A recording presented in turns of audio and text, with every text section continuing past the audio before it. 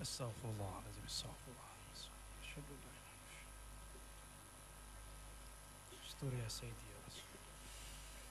Assalamualaikum warahmatullahi wabarakatuh.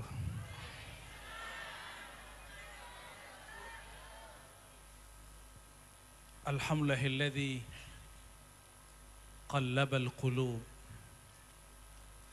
Walhamdulillahilladzi jama'ana fi hadzal makanil mubarak.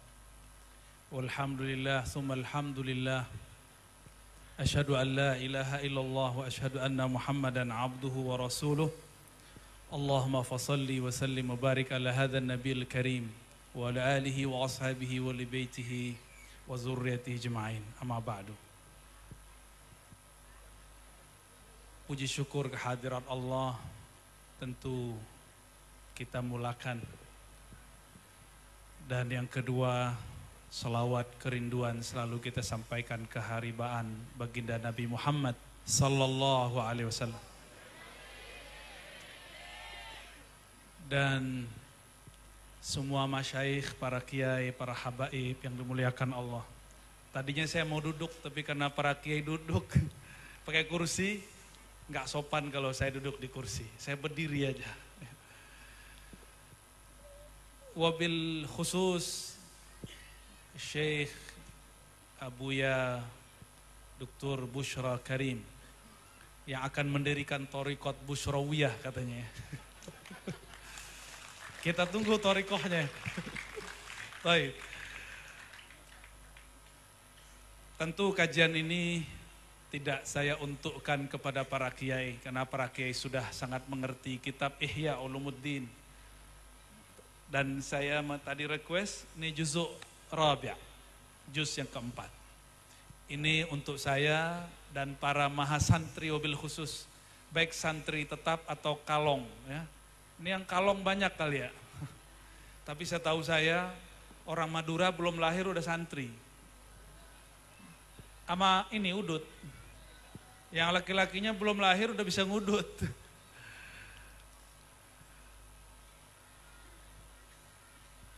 Kitab yang akan kita bedah sesanggup saya nanti insya Allah. Karena dalam rangka kita memulai Ma'had Ali. Karena Ma'had Ali ini simbolnya kitab kuning.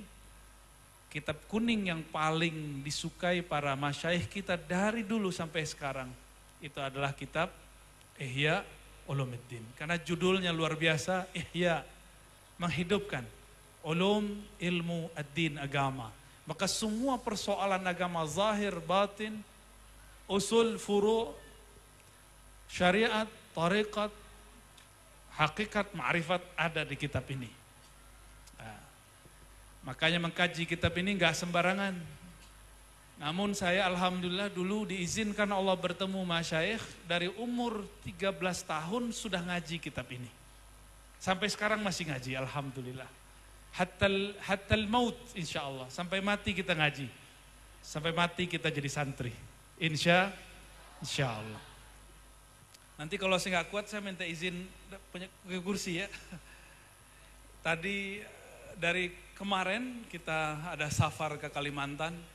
Belum sempat istirahat sudah ngajar lagi di Jakarta. Lalu langsung berangkat tadi pagi. Jadi agak masuk angin. Tapi yang dikeluarin darah. Nggak nyambung ya. Hijamah. Kata Pak Bupati, waktu makan wajah saya agak sedikit merah. Tadi sore itu agak lemes. Tapi setelah dibuang darahnya alhamdulillah. Ya. Barokatul hijamah. Maka para kiai, mari kita hidupkan sunnah hijamah. Nikmat sekali. Ya. Alhamdulillah.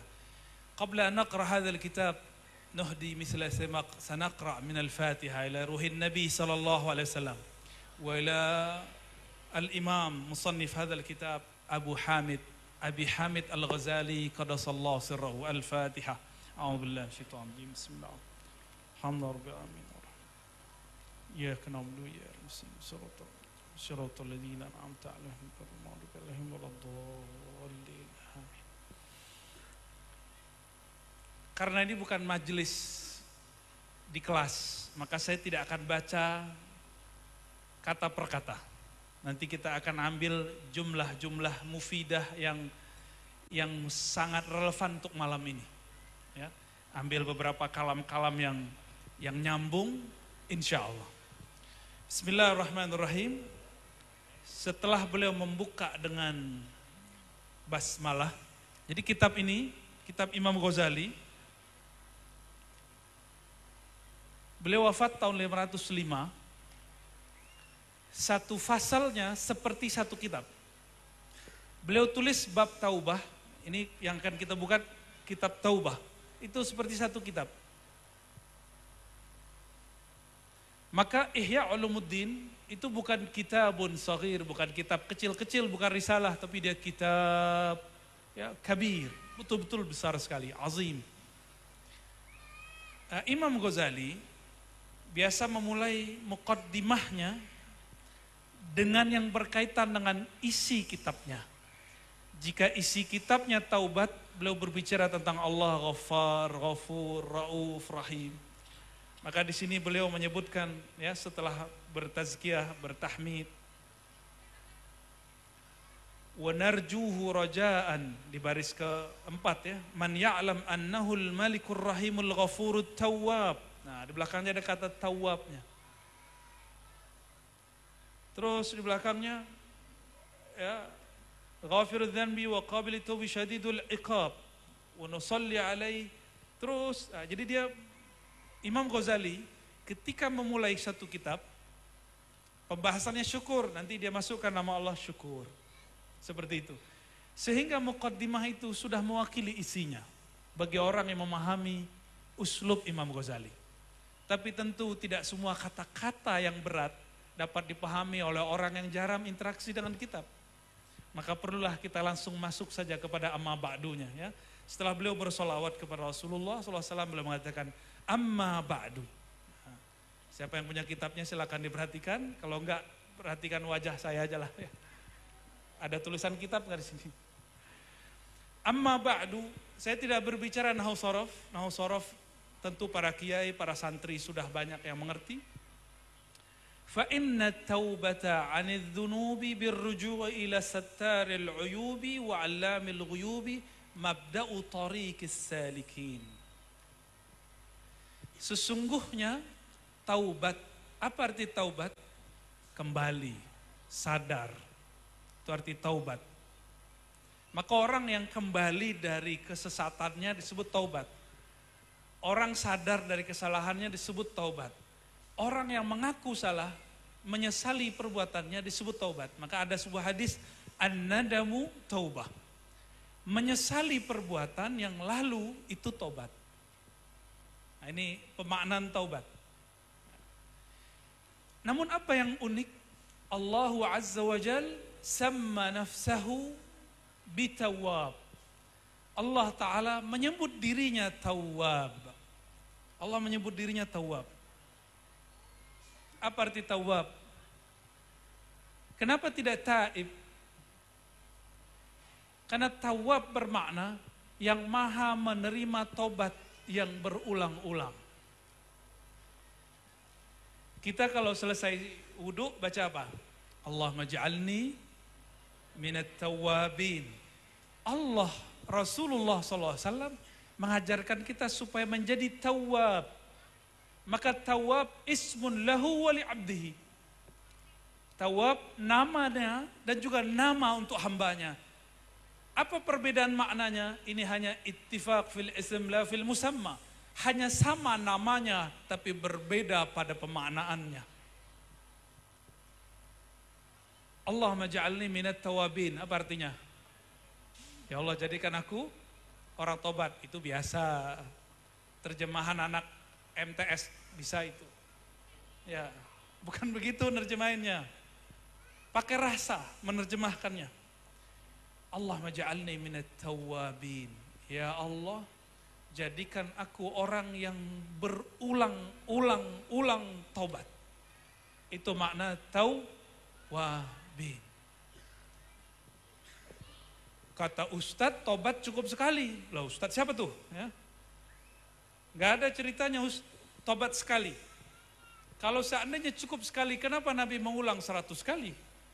Dan itu kulla yaum, setiap hari.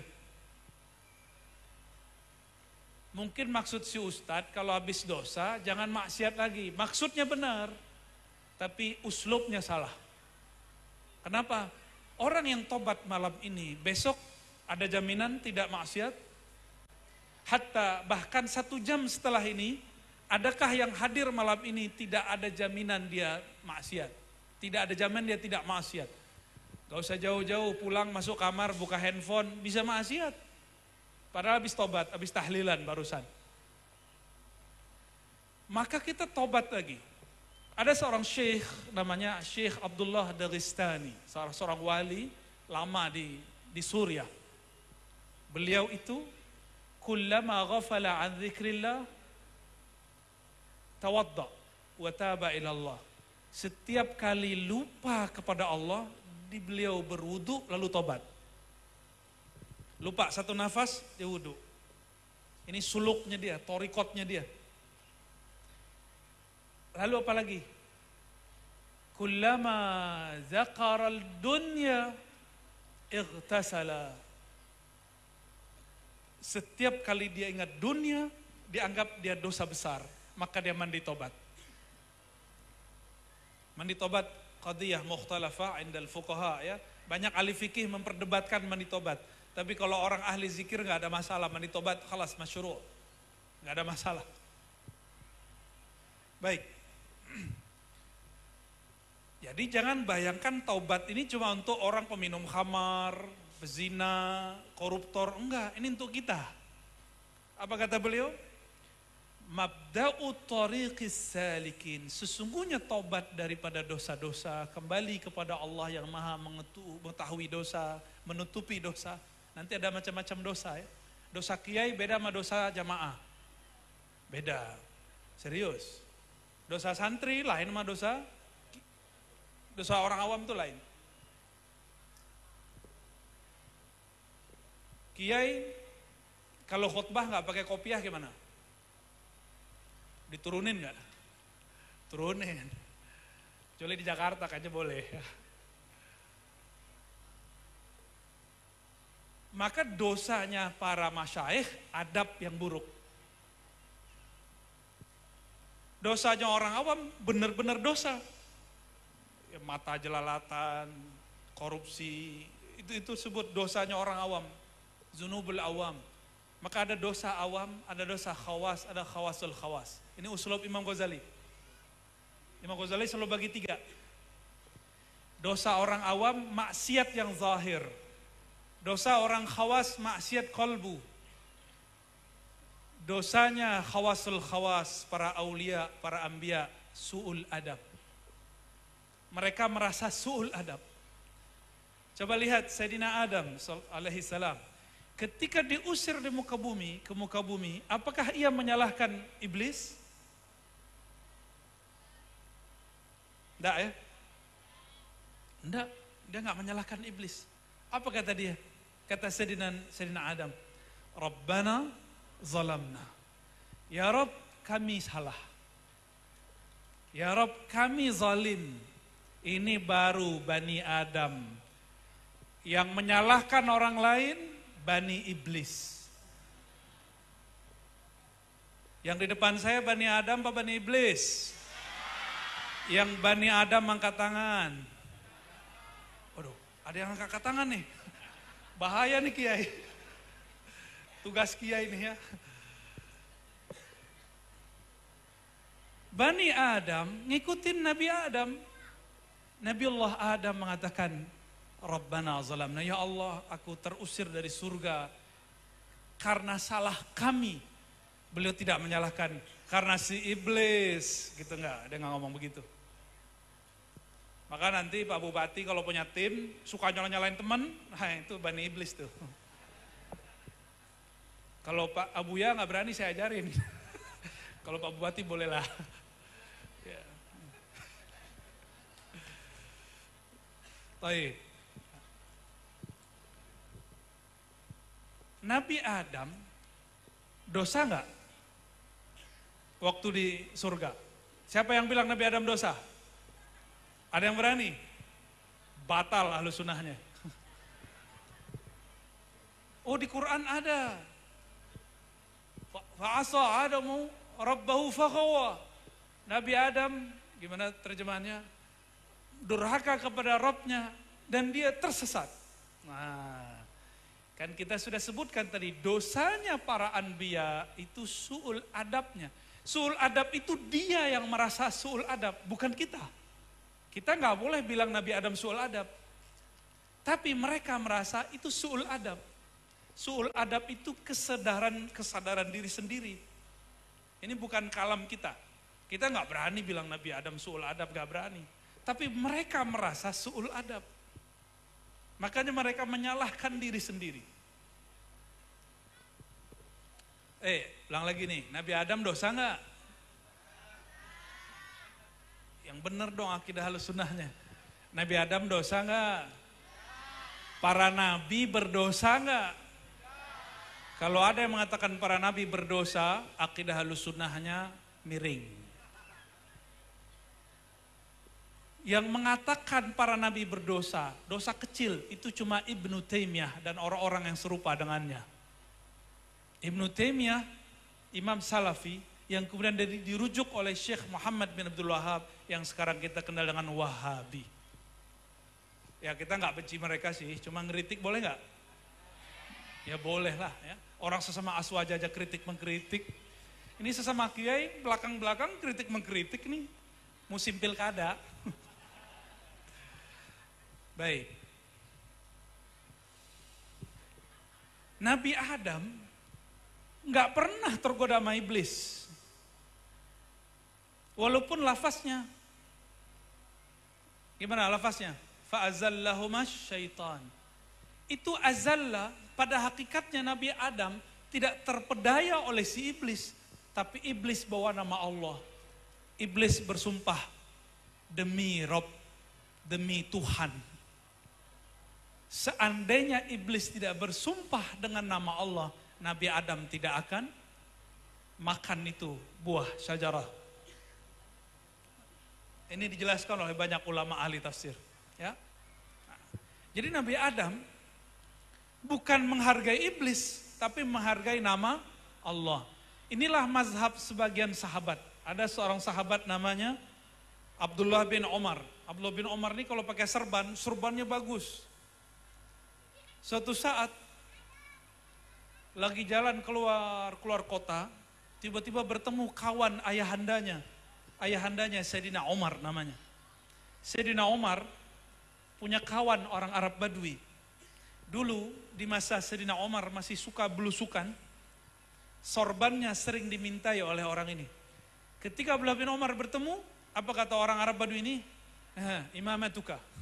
Wallahi ya akhi. Ya benar akhi, kira-kira begitu. Anak saudaraku. Hai anak kawanku. Saya ingin serbanmu. Langsung dicopot.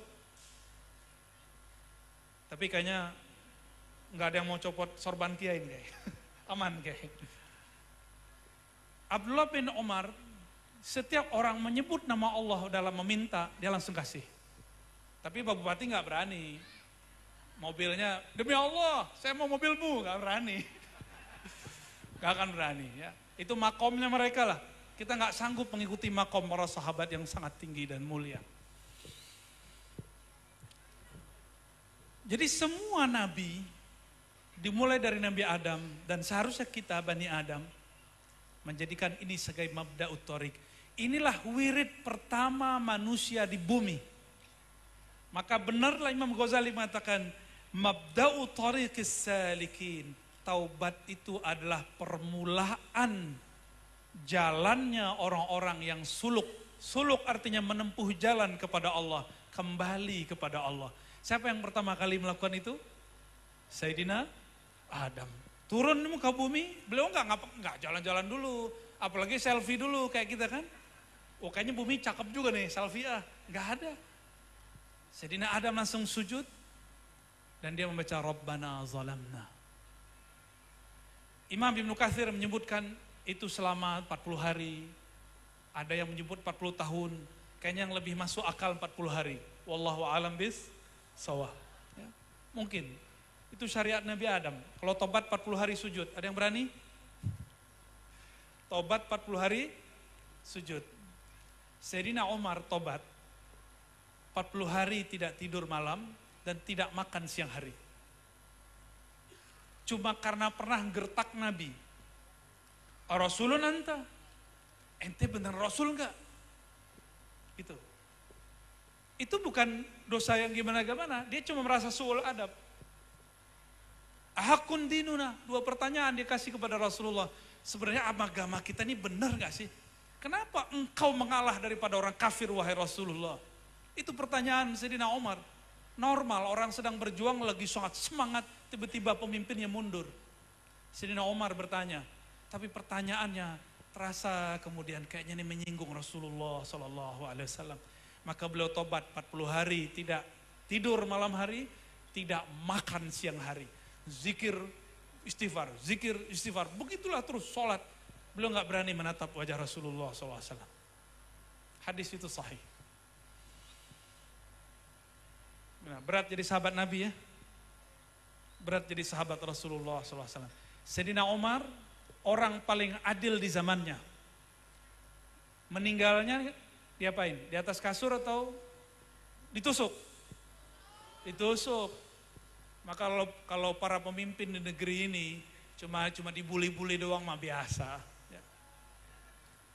Bukan untuk Pak Bupati. Untuk menghibur pendahulunya juga ya.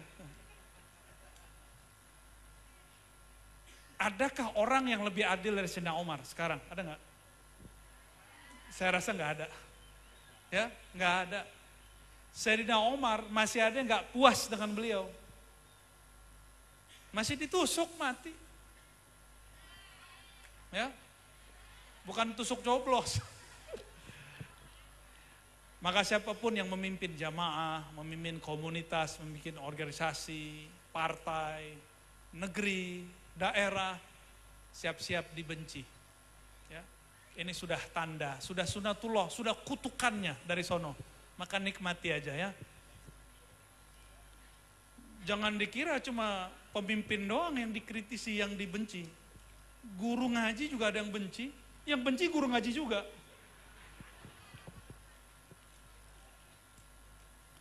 Mabda'u tariqis salikin. Jadi taubat itu awal permulaan orang mau bersuluk. Apapun torikotnya. Mau torikotnya Tijani, mau torikotnya Syazili, mau Naqsyabandi. Torikot apa lagi? Qadiriyah, Naqsyabandiyah. Apalagi torikot di sini? Busyrawiyah udah muncul belum? Torikot apa lagi? Pasti banyak torikoh di sini. Ada torikoh yang unik di negeri kita, ada torikoh lokal. Akmaliyah, Siddiqiyah. Kita nunggu tarikat lokal Al-Busyrawiyah.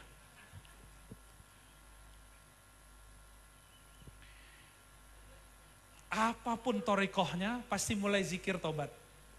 Maka kalau kita memimpin zikir, biasanya kami memulai dengan istighfar. Astagfirullah, astagfirullah. Ya. Baik. Wa ra'su malil faizin wa awwalu ikdamil muridin. Sama pemahamannya ya. Wa miftahi istiqamatil ma'ilin wa matla'il istifa wal ijtiba' lil muqarrabin. Wali abina Adam alaihi salam wa ala sairil anbiya ajma'in. Ini yang kita sampaikan barusan. Sayyidina Adam pun memulai wiridnya, suluknya adalah taubat. Tapi lafaz taubatnya bukan astaghfirullah. Lafaz taubatnya Rabbana zalamna. Maka lafaz taubat sigat disebut bahasa Arab ada astaghfirullah, ada atubu ilaih, ada Allahumma anta rabbi la ilaha illa anta khalaqtani wa ana abuduka wa ana ala hadika wa adika. Sampai akhir disebut sayyidul istighfar. Ada kalimat seperti ini. Rabbana zalamna. Masih ingat Nabi yang dilempar masuk ke dalam perut ikan? Apa sigat istighfarnya? La ilaha illa anta subhanaka inni kuntu minaz zalim. Jika Nabi Adam memulai dari zalamna, mengaku salah. Sayyidina, siapa tadi namanya? Yunus memulai dengan kebesaran Allah, la ilaha illa anta. Itu sama-sama mirip itu. Bedanya ini orang datang dengan kehinaan, yang ini berlindung dalam kebesaran. Itu hebat-hebatnya para nabi. Ini disebut uslub anbiya. Ya. Wa ma ajdara bil aulad al-iqtida bil abwa'i wal ajdad. Maka sepantasnya bagi keturunan Bani Adam mengikuti ayahandanya Rasulullah Sayyidina Adam alaihis salam. Ya. Nah, ini yang penting di situ.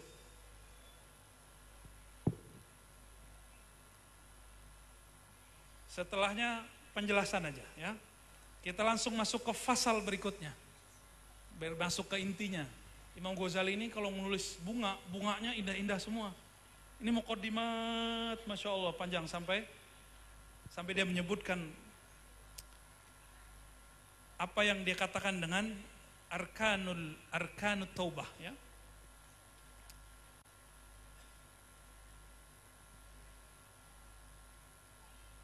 Nah, di baris ketiga di halaman ketiga, ini baris ke 1 2 3 4 5 6.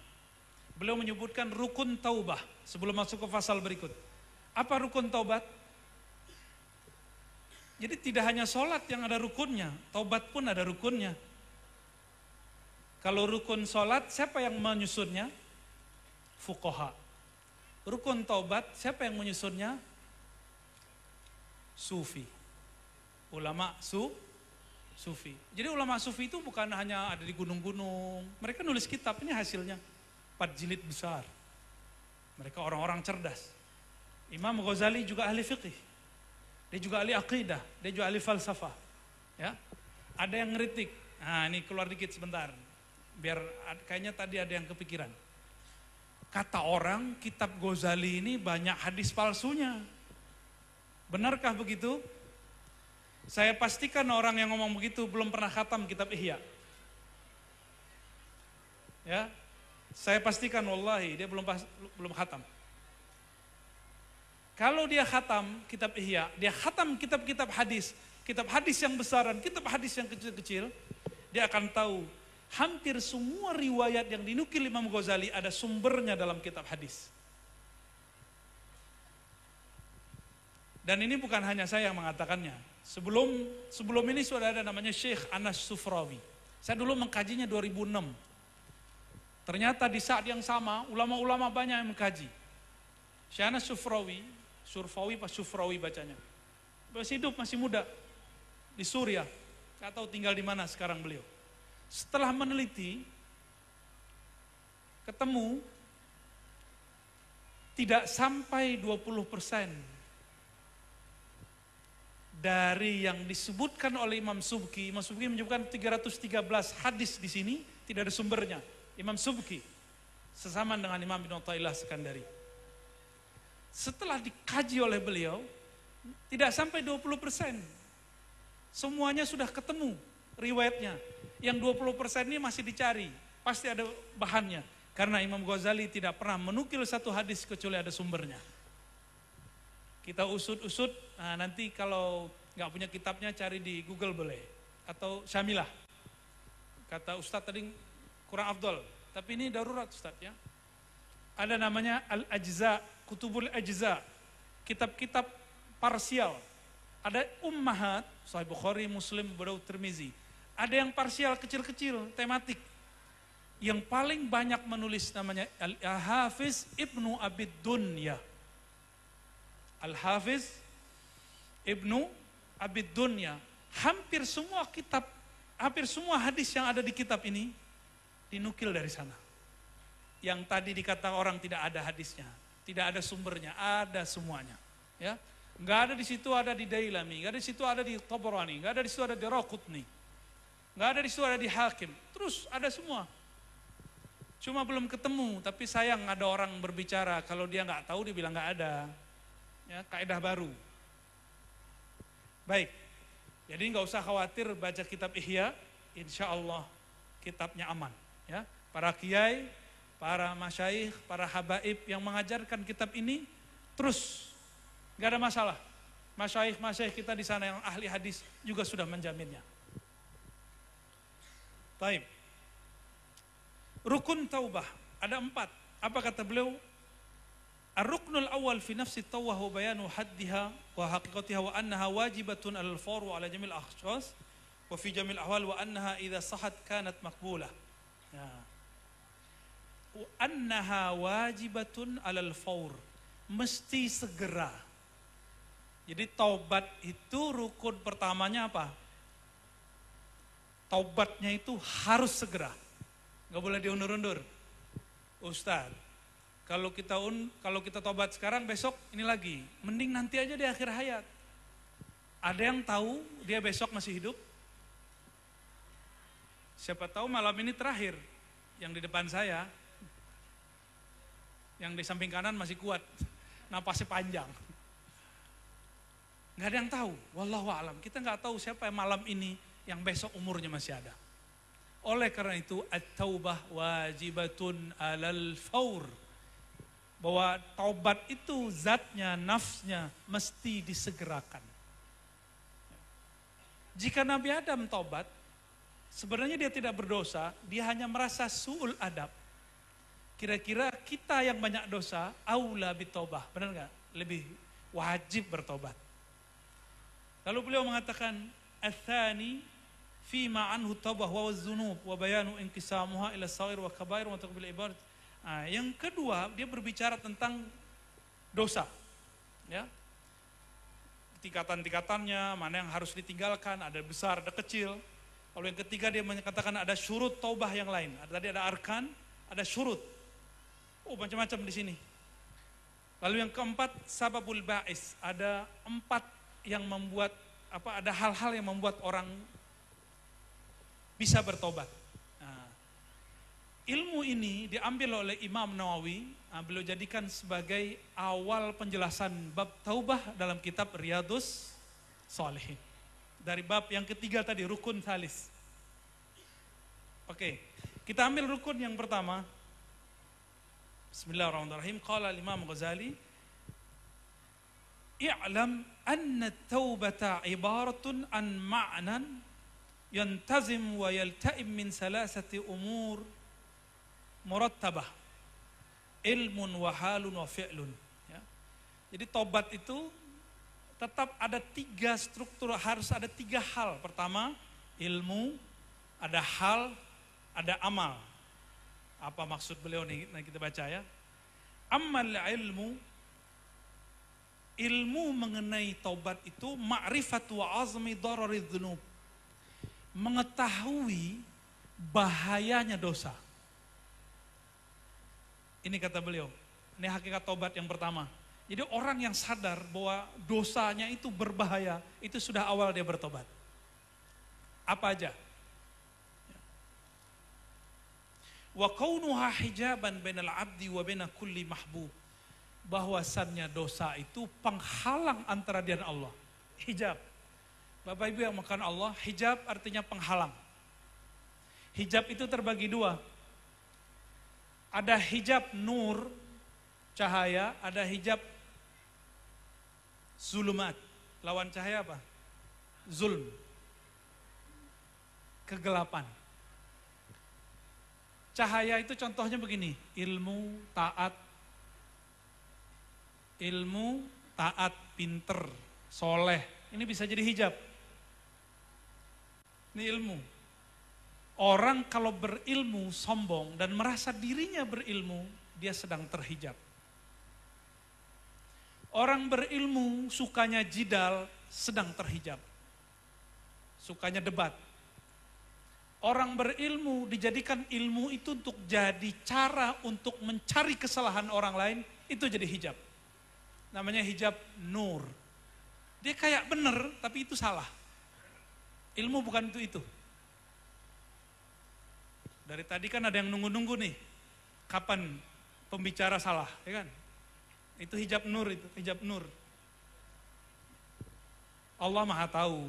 Innahu alimun bidzatis sudur. Gak usah jadi juri begitu, gak usah. Allah Maha tahu.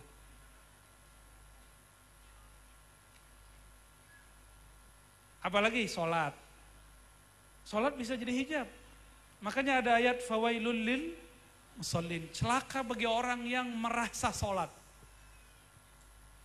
Itu terjemahannya harus ditambah. Yang merasa sholat. Kalau yang benar, orang yang muqimis sholah, muqimus sholah. Orang yang mendirikan sholat itu benar. Mendirikan bahasa Arab itu bukan mendirikan kayak bahasa Indonesia. Muqim ada iqam, itu berarti al-kasab, usaha.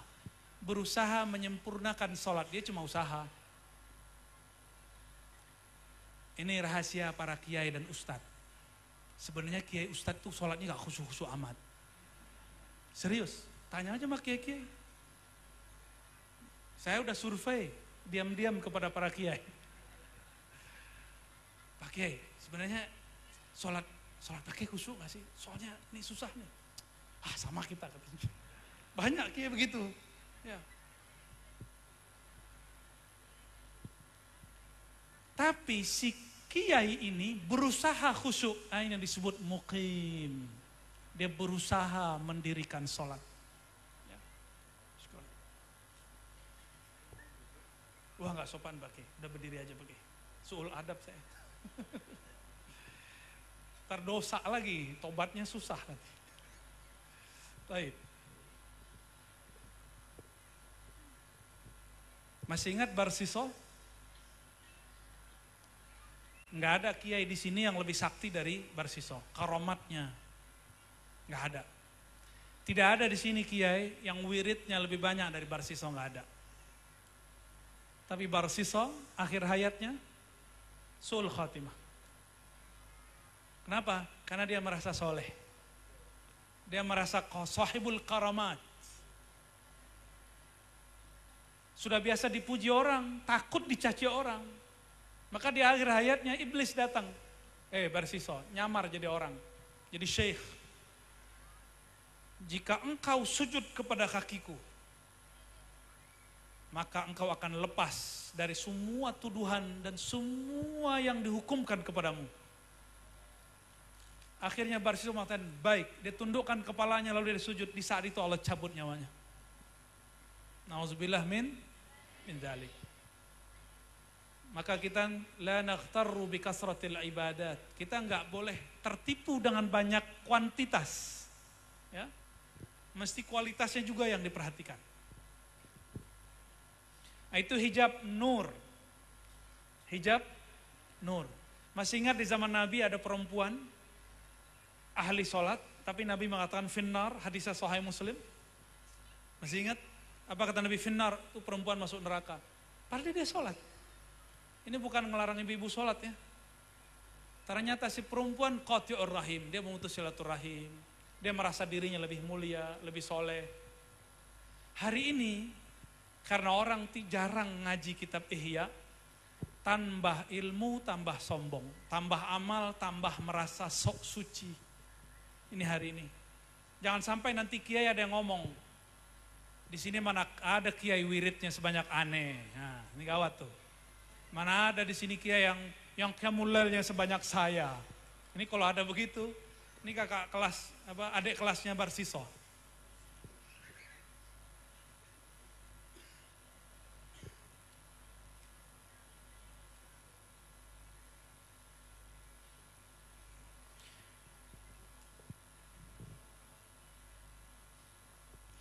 Orang kalau ngerti bahaya dosa, tadi dosa nuriyah, ada hijab zulmat, kita sudah tahu semua.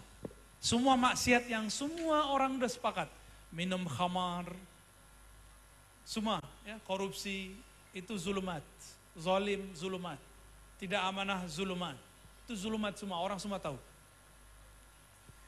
Apabila seorang hamba tahu bagaimana bahayanya baik dosa karena hijab nur ataupun hijab nar, maka kolbunya akan merasa miris. Ta'allamal qalb. Begitu dalam kitabnya. Kolbu akan merasa tidak nyaman dengan hal itu. Fa innal qalba mahma sya'ara bifawati mahbubihi ta'allama. Fa in kana fawatu bi fi'lihi ta'assafa 'ala al-fi'l al-mafut. Fuisamma ta'allumu bisa filil mafut limahbubi. Nadaman. Nah, jadi beliau ketika menjelaskan apa itu nadam, menyesal. Kalau kita nyesel kenapa Pak? Data habis, data kadaluarsa tapi masih ada sisa ya. Nyesel. Jadi nyeselnya bukan nadam yang dimaksud Imam Ghazali. Menyesal itu bukan hanya karena si maksiatnya, si dosanya, tapi karena sebab dosanya rahmat Allah tidak turun. Di situ kita kemudian nadam, ada di situ rasa tidak nyaman. Ini masih banyak di sini.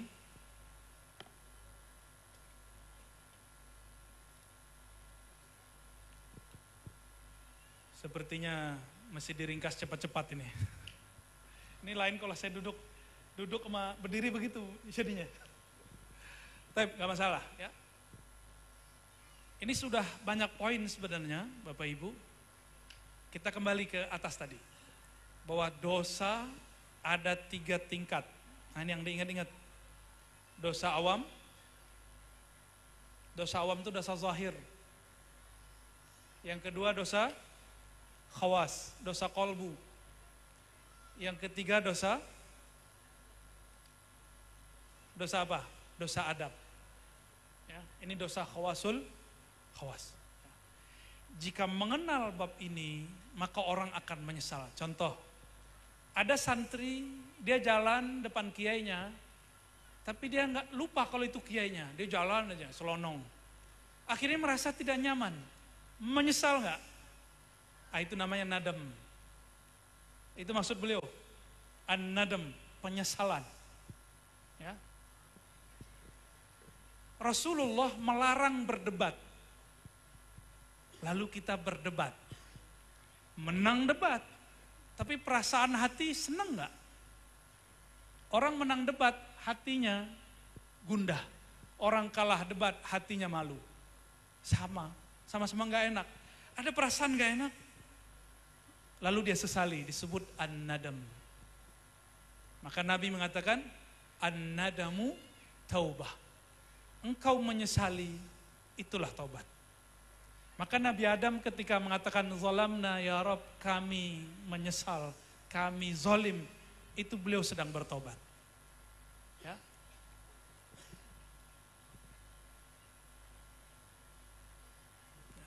Kalau sudah faham bab ini, lalu kita menyesal, orang yang menyesal, nangis.